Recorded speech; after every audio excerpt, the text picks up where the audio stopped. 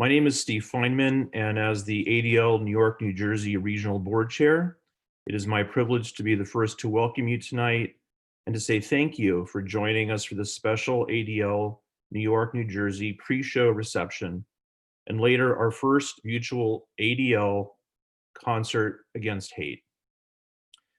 Tonight we're joined together to remember the contributions of Edward Brodsky and Sidney Wilf, and to present our esteemed honorees with the Edward Brodsky Founders Award and the Sidney Wilf Distinguished Young Leadership Award.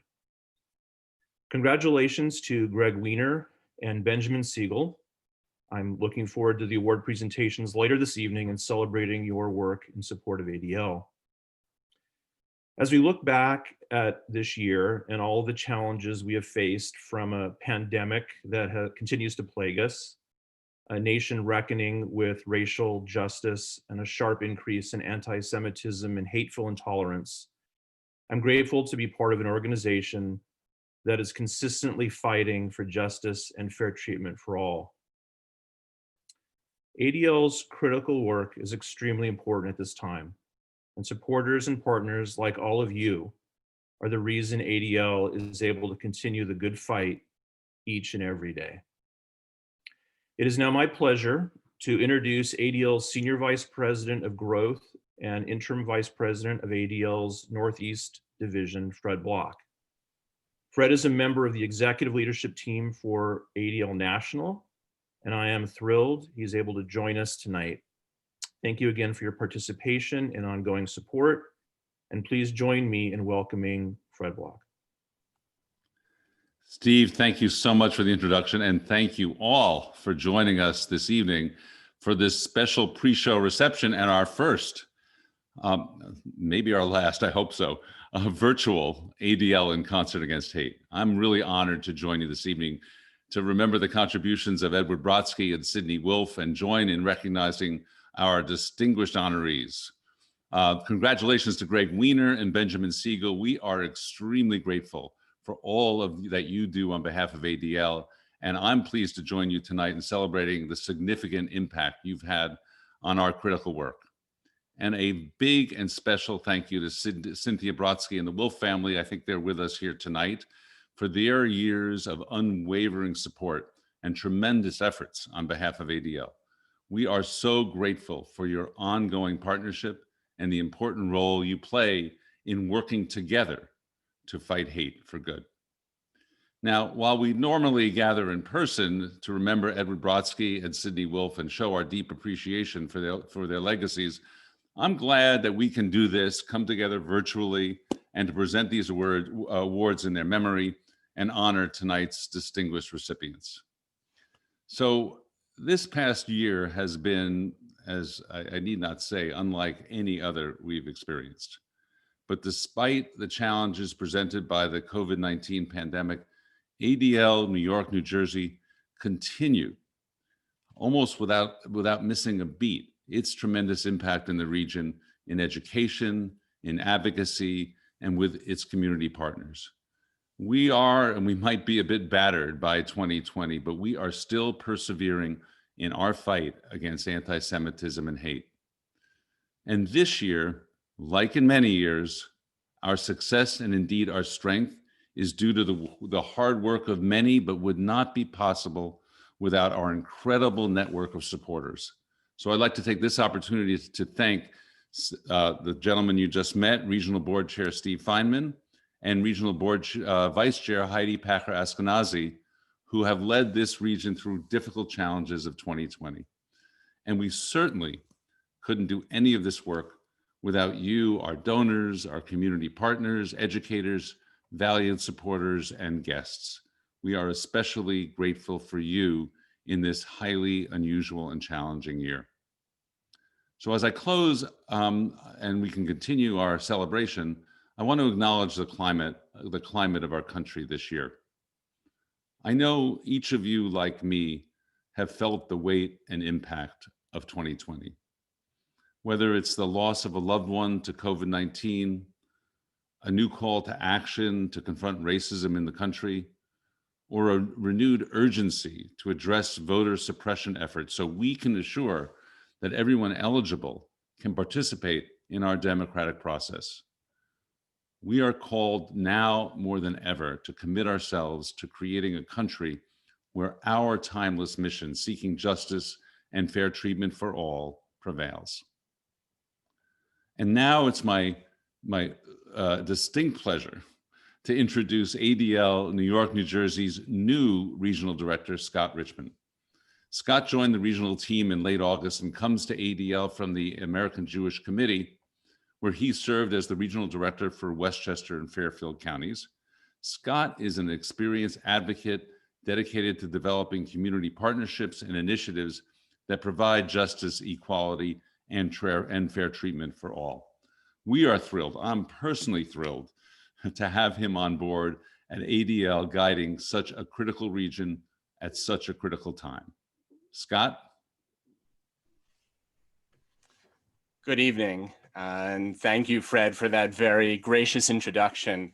It's truly my honor to be part of such an important organization with an extremely influential voice in today's marketplace of ideas. And let me add my mazel tov to our exceptional honorees this evening. As you will hear, they exemplify what ADL has been about since 1913, an organization that fights anti-Semitism and hate in all its forms, and that seeks justice and fair treatment for all. I also want to thank Cynthia Brodsky and the Wilf family for joining us tonight. Edward Brodsky and Sidney Wilf dreamed of a just and fair society, and we honor their memory and dream not only by this event, but by the work we do every day with the support of the Brodsky and Wilf families. And finally, I warmly acknowledge my board chair, Steve Feynman, Vice Chair Heidi Packer-Eskenazi, New Jersey Advisory Board Chair Ross Perlson, and Vice Chair Roy Tansman for their extraordinary leadership and ongoing support. My job tonight is to talk about how the dream of Edward Brodsky and Sidney Wilf is being realized through ADL. I will provide the context for this evening by giving you a taste of ADL's work and what we are battling in 2020. Hopefully, I will have time to answer a question or two at the end, so feel free to put your questions in the chat box at any time. I want to start by telling you about a meeting that I had this week. I was with William Sweeney, the director of the New York field office for the FBI, a very important role and an agency with whom ADL works closely as we respond to incidents of hate. 2 points about this meeting. First, FBI Director Sweeney was full of praise for ADL, for the partnership in fighting hate, for the training that we offer his staff, and for the possibility of even more of a partnership between the two organizations. And this was the same language that was used by the Nassau County Police Commissioner in my meeting with him this week, by the Director of Homeland Security in New Jersey in my meeting with him a few weeks ago, and by the head of the NYPD Hate Crimes Task Force. ADL is about key relationships which we use every day of the week in responding to anti-Semitism and hate in general. ADL is also about educational initiatives which train law enforcement, as well as so many others, to respond appropriately to hate. We trained more than 19,000 law enforcement professionals last year, including many in this region. But I said that I had 2 points to make about my meeting. My second point is that ADL does not just build relationships and educate. We also use our respected voice to speak out, really to speak truth to power. In my email signature are 6 words that convey this succinctly: speak up, share facts, and show strength. My meeting with Director Sweeney was not just about continuing our strong partnership, it was to raise a critical issue with him. 2 weeks ago, the FBI published their hate crimes data for 2019, as they do every year for the prior year. What did that data show? It showed that 2019 was the deadliest year on record for hate crime murders, and 2018 set a record as well. Race-based hate crimes were the most common type, but within religion-based crimes, the majority were against Jews or Jewish institutions. For sure, this was not news for ADL. Our own audit had told us that 2019 was the worst year for anti-Semitism since we began tracking this 40 years ago. What cried out to us from the data was that despite the rising numbers of hate crimes each year, of the 15,000 agencies that report hate crimes, the percentage of agencies that actually report their hate crimes to the FBI is going down. 86% of all agencies did not report a single hate crime last year. That is a problem, and that is what I raised with the FBI director. The result of our meeting was that we agreed to work together to change this dynamic, using the resources and the powerful voice of both agencies. You will all see this play out in the near future, but my point is to say that this is ADL. Speak up, share facts, and show strength. And that is what we did all throughout 2020. I will give you a quick sense of this year, and then I'm going to open it up for questions. Again, you can put them in the chat box. Winter 2020 brought us the beginning of COVID, which understandably reduced the number of hateful incidents of violence and graffiti. But it was unfortunately replaced with cyber hate, not just against Jews, but viciously against Asian Americans who were blamed for the coronavirus. In this region, we partnered with Asian American Congresswoman Grace Meng and others to speak out forcefully against stereotyping and hate. And we saw the rise of a new phenomenon, Zoom bombing, which ADL's Center for Technology and Society, based in Silicon Valley, played a lead role behind the scenes in curbing. Our Center for Technology and Society is a unique institution, not bringing together Jewish professionals like me to battle hate, but bringing together engineers who have contacts at the highest level with top technology companies. It's a completely innovative way to fight hate and emblematic of ADL's bold approach. Spring brought new focus on the racial justice movement precipitated by the horrific killing of George Floyd in Minneapolis. The issue of combating systemic racism against Blacks in this country is one which ADL supports, but we do not take the lead here. The Black community in this country does. We are allies in this fight in the pursuit of the mission of ADL since 1913, justice and fair treatment for all. With that said, we certainly call out extremism wherever we see it, including in this battle. There are some extremist voices, but it should never deter us from fighting this core injustice. Besides being allies in this fight, we are on the front lines fighting bias and bullying in the schools and have been for years. I'm so proud to report that we were not deterred by COVID-19 in this pursuit. My staff spent months converting our curricula and activities to a virtual form to be ready for the fall. The result?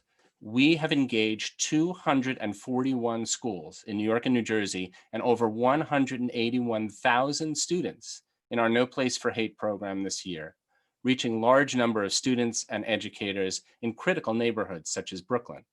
In our first virtual walk against hate in October, ADL New York, New Jersey led the nationwide effort for student participation with 30 schools in this region taking part. Summer was ADL's moment to fight hate on social media. We've been pressing Facebook for years to remove hate from their site. We partnered this summer with the NAACP, Color of Change, and other organizations to fight together. We called it Stop Hate for Profit. This campaign asked companies to pause their advertising on Facebook. And when we announced this, we did not have a single company that had signed on. When the summer ended, more than 1,200 of the biggest companies in this country had said no to hate. They paused their advertising in July and August. We're talking about Kellogg's, Levi's, Starbucks, Hershey's, and Pfizer, to name a few. And then in September, we asked celebrities to pause their Instagram pages. Instagram is owned by Facebook. An A-list of celebrities from Kim Kardashian to Justin Bieber, led by Sacha Baron Cohen, paused their pages with an estimated reach of well over 1 billion users. The result, Facebook changed their policies. Now our job has been to monitor Facebook for compliance. And luckily, we have help. Some of you may have seen Selena Gomez this week, who called out Facebook for non-compliance. We also have to worry about social sites, like new social media sites like Parler, to where those with a desire to post hateful content have now migrated. And finally, this fall was dominated by this election. This meant ADL's fight for voting rights. Some of you may have participated in 2 important webinars, one for New York and one for New Jersey, in which the speakers discussed the history of voting rights in each state and how we can all play a role in preserving them. But the election also involved the battle against extremists.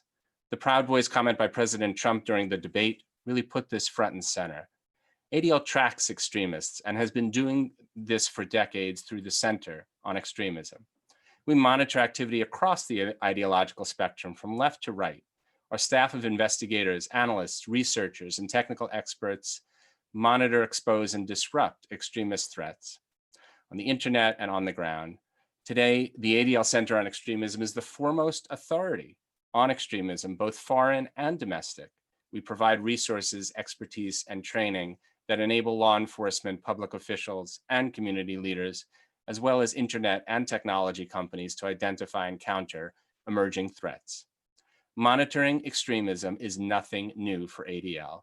We have always believed deeply that the best way to counter extremists is to expose them to the light of day. This is best exemplified by a story from the 1950s, when ADL championed the enactment of anti-mask laws across the South, laws that would ban the wearing of masks during public demonstrations. This impeded the Ku Klux Klan's efforts to terrorize minorities anonymously. These laws resulted in a dramatic decrease in Klan membership. We literally exposed extremism to the light of day. Speak up, share facts, and show strength, as I said. Before I conclude, I remind you that we'll have time for a couple of questions. You can put them in the chat box, and I will try to get to some of them. I also want to say that none of this extraordinary work in this region can be done without the amazing staff, my amazing staff, who are really the everyday heroes of this story. They've committed their lives to this work. They are Jewish and Muslim, Black and Latina, gay and straight. What brings this diverse group together is their desire to fight hate in all its forms. And I am so grateful to them every day. In particular, I will mention the development team led by the extraordinary Aaron Kuchar, who made tonight's event possible, along with Jessica Stolzman, who you heard before, Jennifer Wang, and Amelia Morris. This week marks the one-year anniversary of the horrific shooting in Jersey City at the kosher supermarket that left 4 dead. And a few weeks later, we will mark the anniversary of the stabbing in Muncie. But it is also the start of Hanukkah this week, a holiday that honors those who kept the light of Judaism alive against those who wish to extinguish it. It is literally a holiday which celebrates light over darkness. That is why we are asking everybody to share the light in memory of those tragically killed this year. Please commit to taking some act that will make this world a better place, full of less hate. I will end by saying that I cannot predict what the winter will bring, or the rest of 2021 for that matter. What I can say is that ADL is poised to be there to fight anti-Semitism and hate with effective and innovative methods, as we have done since 1913.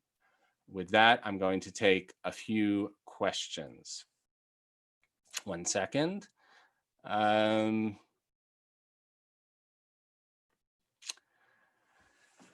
Okay, we have a question about the FBI hate crimes data. What are the theories regarding why less agencies are reporting?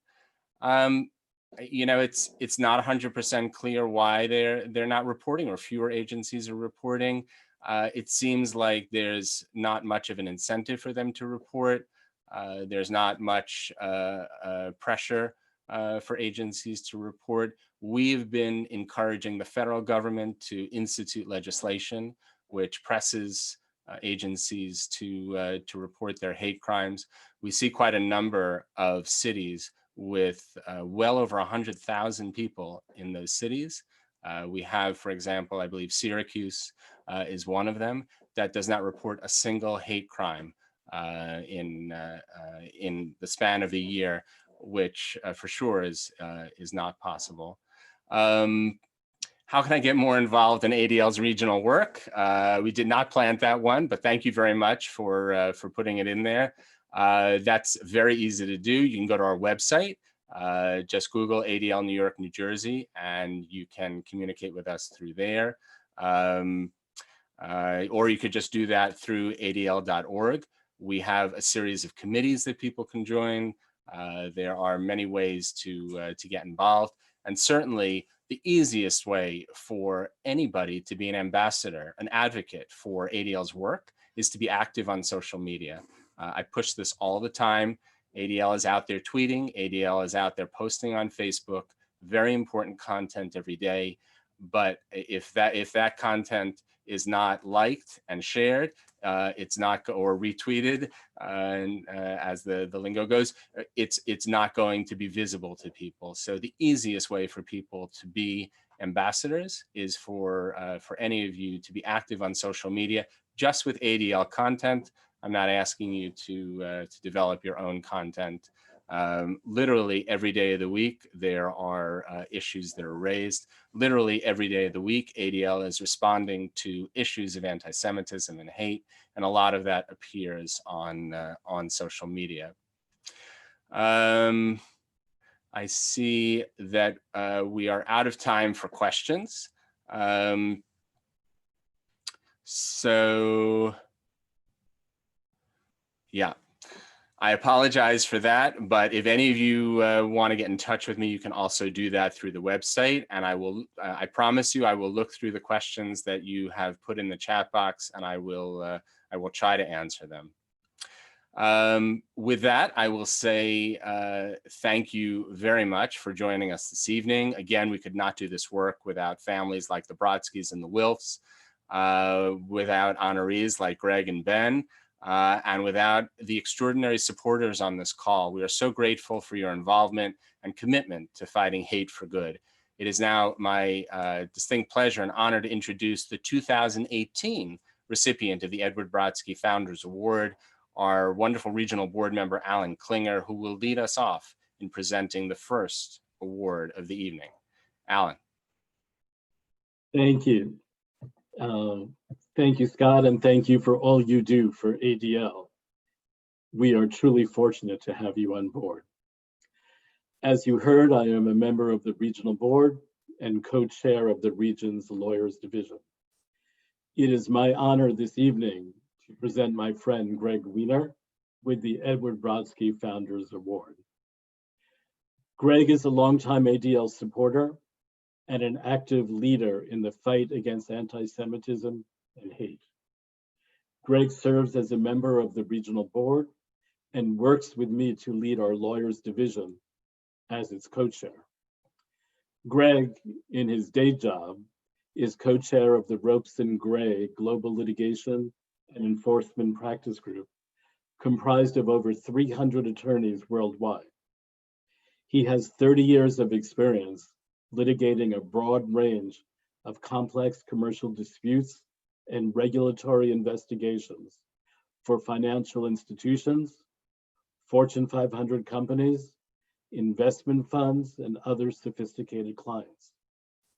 A frequent speaker and author on commercial law topics, Gregg's work has been published in the New York Law Journal, Bank Director, and Business Law Today, in addition to numerous PLI and Bar Association publications.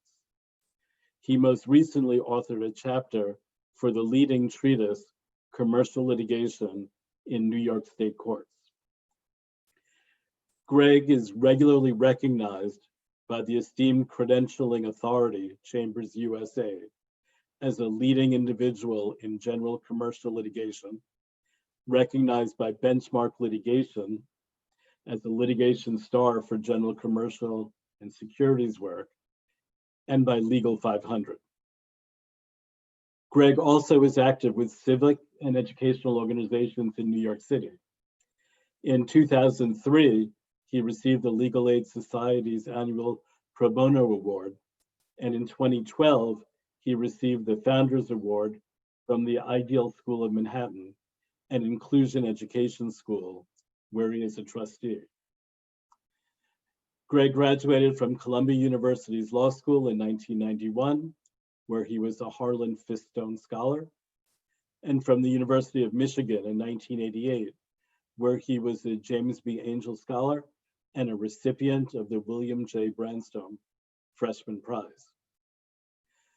The Edward Brodsky Founders Award was established in memory of Ed Brodsky, a prominent New York lawyer and senior partner with the Proskauer Rose law firm. Ed was a co-founder of ADL's Lawyers Division and believed the law should serve as a vehicle for civil rights, social justice, and peaceful conflict resolution. ADL is extremely grateful for Ed's phenomenal vision and years of leadership. I also would like to take a moment to recognize and thank the Brodsky family for their ongoing partnership, years of generous support, and commitment to advancing ADL's civil rights work in Ed's memory. We are pleased that his wife, Cynthia, and sons, Peter, Jim, and Bill, are with us this evening. Ed was dedicated to ADL's fight to combat bias and bigotry wherever it existed. And this award was created to recognize leaders who have demonstrated extraordinary dedication and service to ADL's critical mission and share Ed's ideals of a just and fair society. Ed's commitment to fighting anti-Semitism and hatred sets an example for us all. And having seen Gregg's thoughtful approach to advancing ADL's mission over now many years, I can think of no better individual to receive this prestigious award than my good friend and partner in the fight against hate. Please join me in welcoming the 2020 recipient of the Edward Brodsky Founders Award, Gregg Weiner. Thank you, Alan, for that very generous introduction. And it's certainly been great working with you in the Lawyers Division over these recent years. I'm very honored to receive this award named for Edward Brodsky. Edward Brodsky was a renowned figure among New York litigators when I started practicing in 1991. And I remember looking forward to reading his law column in the New York Law Journal back in the day when the Law Journal was distributed in hard copy and you'd read it in the office and wearing a suit and tie, no less. And it was always a great read, and he was very respected in the community. So it's an honor to receive an award named after him. The other reason this award is very meaningful to me is because the initial recipient of the award was Howard Goldstein. Howard was a mentor of mine. He was a brilliant lawyer and, more importantly, a very special person. And so Howard, to have an award that Howard won as well is incredibly meaningful. Howard was involved and active in ADL. And so I knew that when I became involved in ADL, that it was a worthwhile organization, and it certainly has been. Now, when I first became involved with ADL about a decade ago, it seemed that anti-Semitism was on the wane, at least in America, and certainly in New York City. And unfortunately, that's not the case now, as we've heard. In 2020, anti-Semitism and other forms of bigotry and hatred are resurgent and proliferating, aided by the ease with which they can be spread online. And notably, in a country that's so divided, extremists on the right and left share common ground in their hatred of Jews and their defamation of Jews. Now, on the far right, we all saw the white nationalists who marched in Charlottesville openly chanting, "Jews will not replace us." Now, isn't it remarkable that a group self-labeling as white nationalists focuses their ire not on people of color or immigrants, but most directly at Jews? And on the left, anti-Semitism is often more subtle and masked under the banner of criticism of Israel. But consider these statements from Ilhan Omar, the congresswoman, who said, "Israel has hypnotized the world," and who describes US-Israeli policy as being, quote, "all about the Benjamins." These are not inadvertent, innocent comments about Israeli policy. Mussolini said, "No one notices if you pluck a chicken one feather at a time."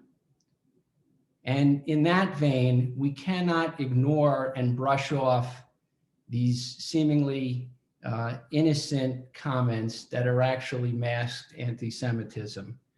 And we can't allow these comments to become normalized. Now, the good news is we have great organizations like ADL fighting against this hatred. And Scott described some of the work that ADL is doing, and it's so important working with law enforcement and the like. But ADL is in the classrooms, it's educating. ADL is in the courts, litigating important cases.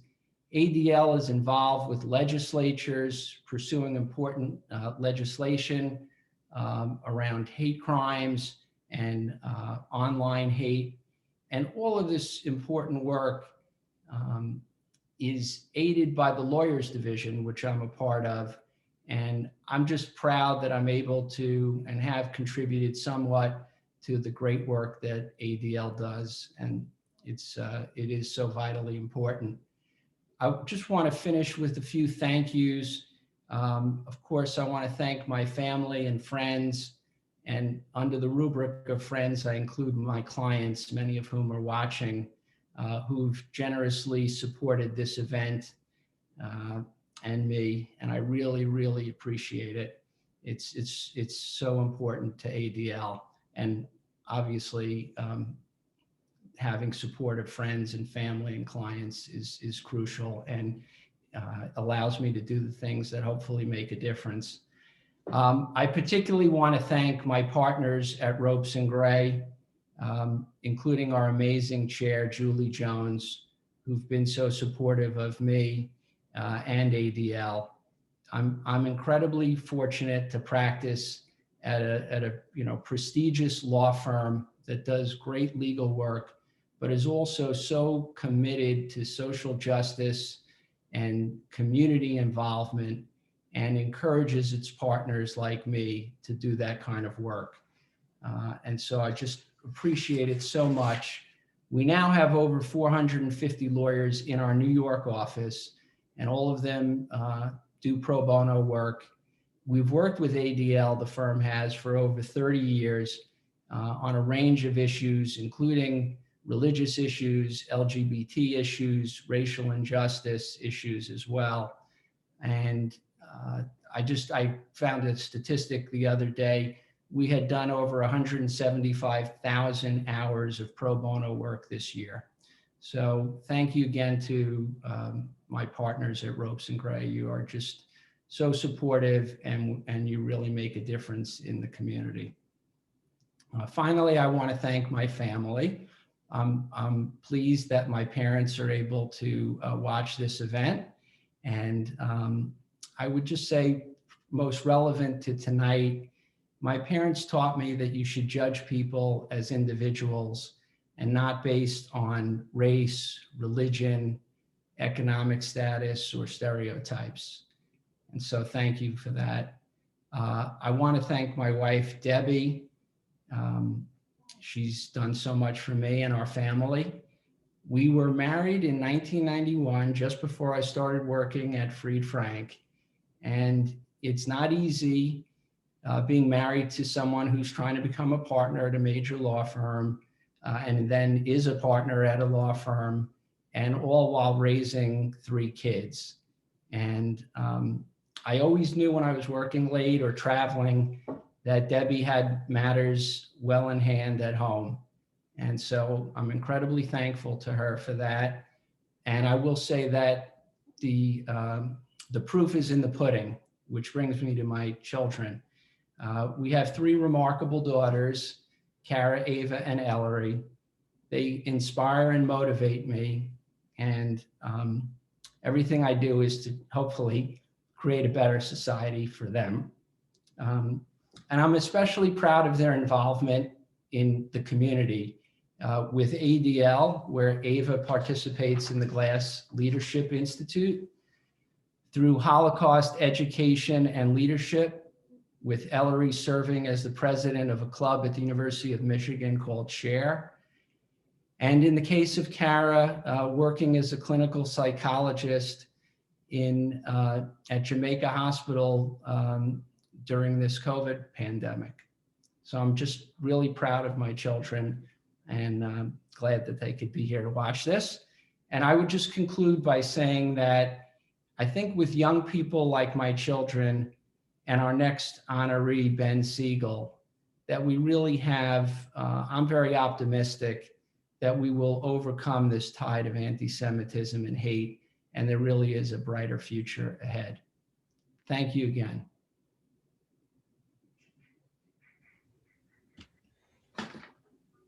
Congrats, Gregg.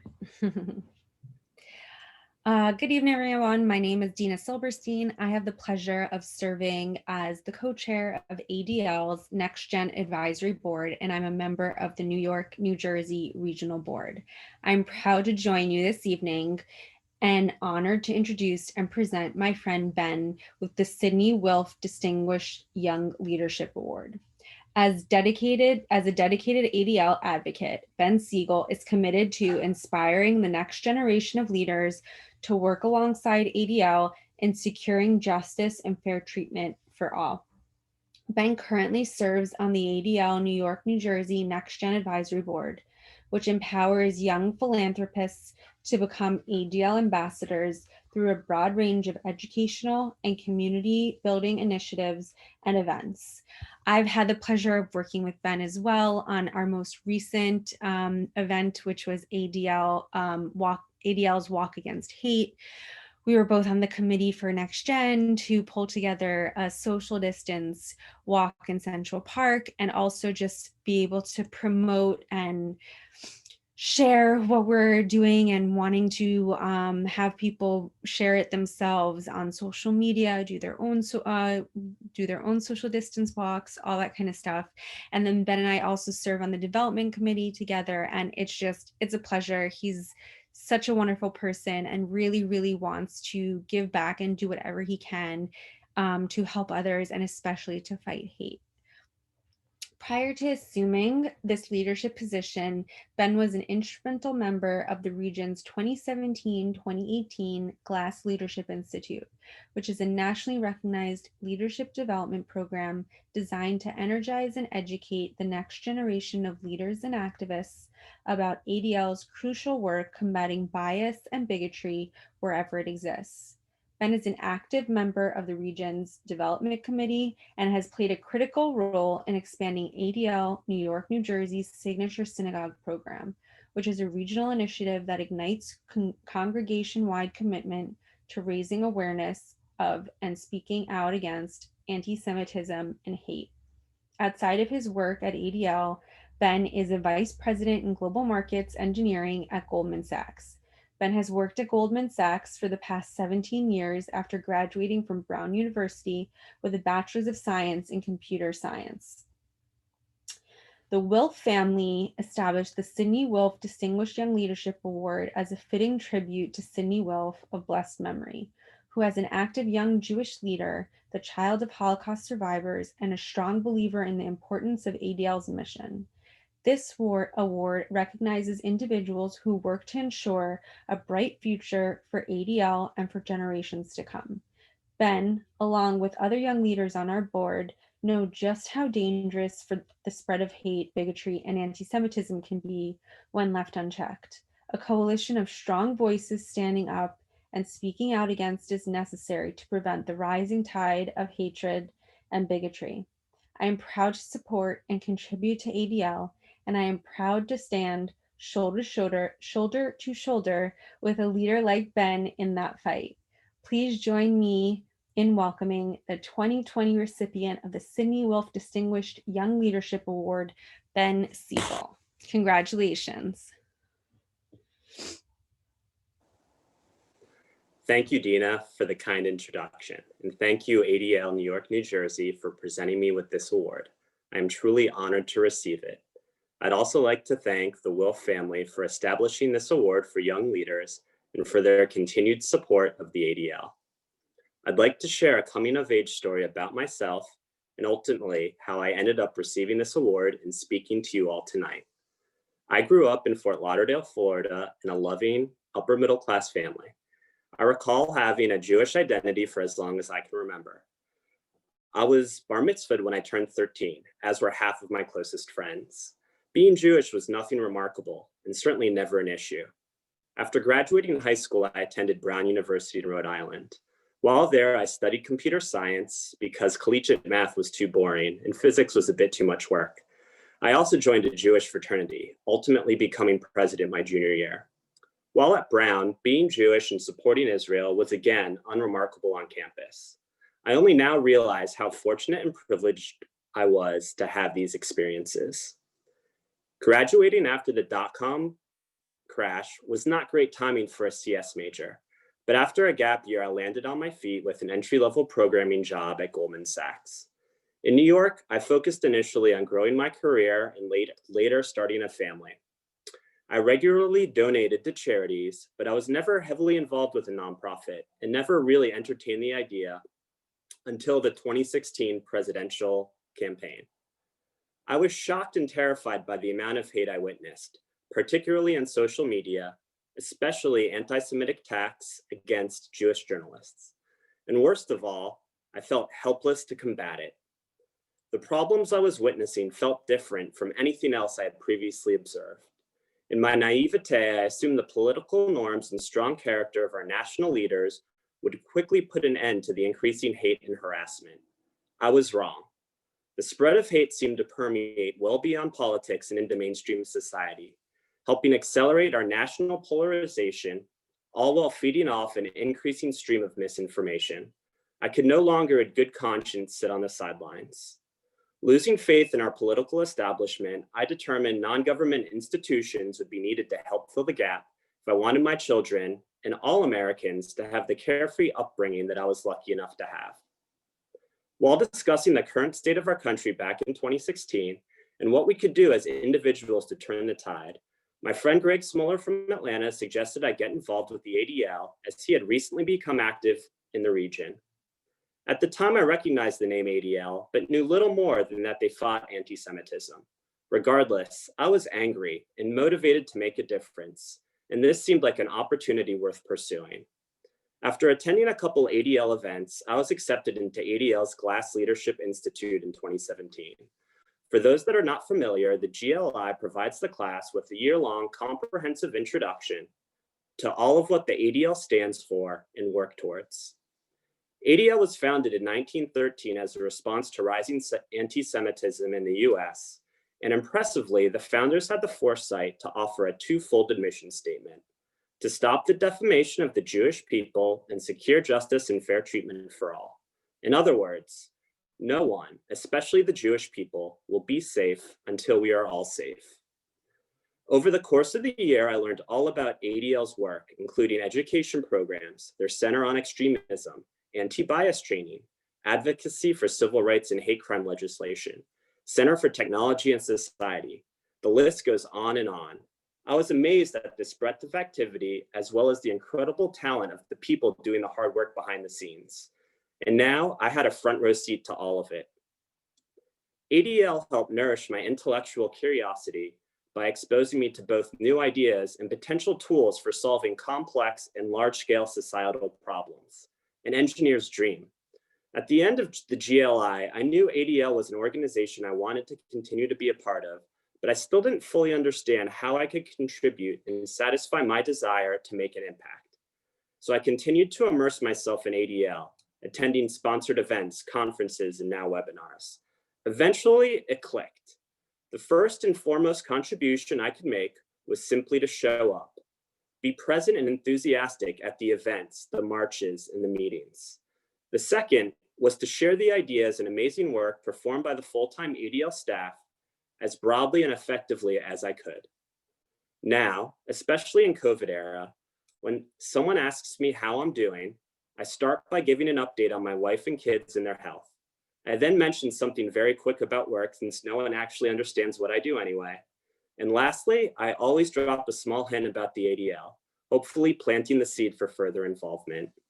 My small but meaningful contribution is to amplify the amazing work ADL is already doing.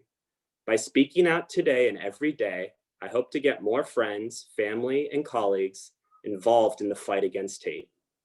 Together, we can stop the defamation of the Jewish people and secure justice and fair treatment for all. And on that long journey, I hope we can make our country less polarized, less susceptible to misinformation and conspiracy theories, and more civil and empathetic to one another. Thank you.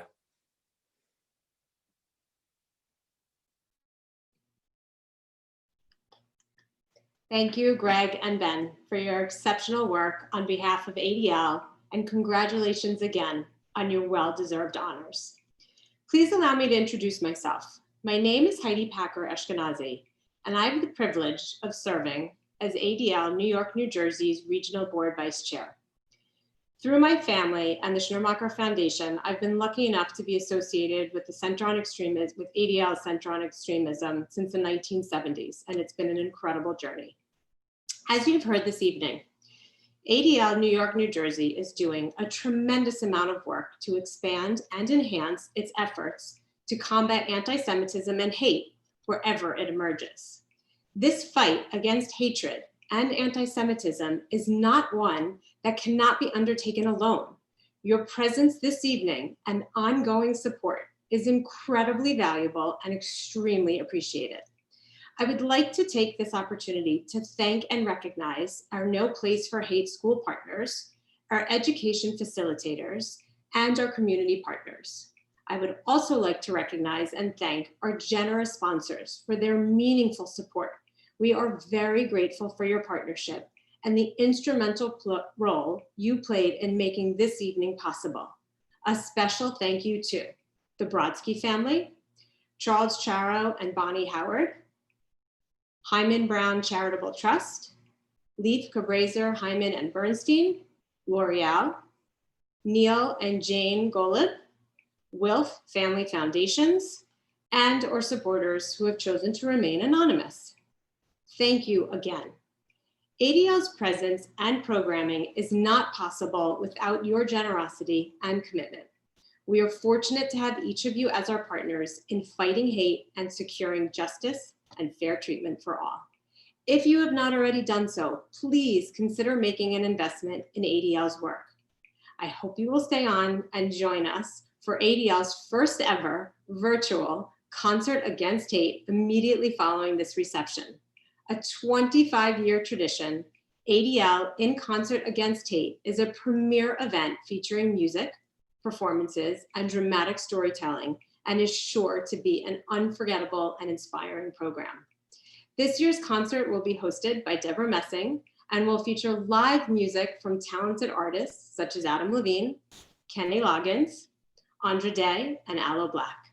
They will help us celebrate local ADL heroes who have performed extraordinary acts of courage and compassion when confronted by hatred and bigotry. Celebrities such as George Takei, Bob Costas, and Bebe Neuwirth will share our virtual stage and help tell our honorees remarkable stories. In a moment, we will present the link to the concert on your screens and below in the chat. Please copy this link, as you will have a few minutes of intermission before the concert begins.